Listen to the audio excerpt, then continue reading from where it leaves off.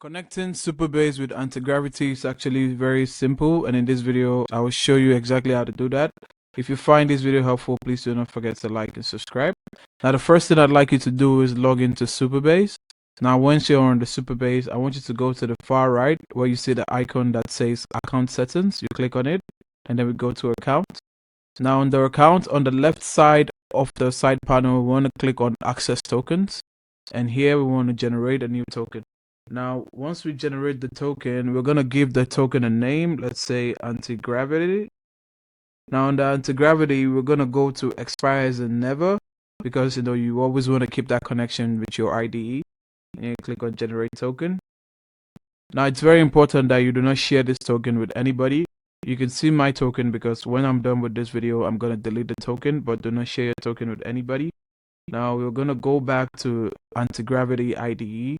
And what we're going to do is we're going to go on this icon here to toggle agent. Now once we see the agent, you're going to go to the three dots that says additional options. You click on it and you click on MCP servers.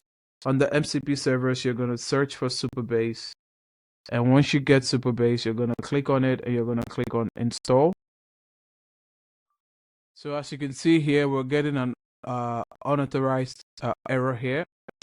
So what we're going to do is we're going to go to manage MCP servers, and once we're here, you can see Supabase. We need to configure and authenticate. So we're going to click on authenticate, and as you can see it here, we click on authenticate here, and it popped up a new window for us. So we're going to log in with this window, and once it pops up like this, now it's giving us the access to authorize our Supabase. We're going to click on authorize.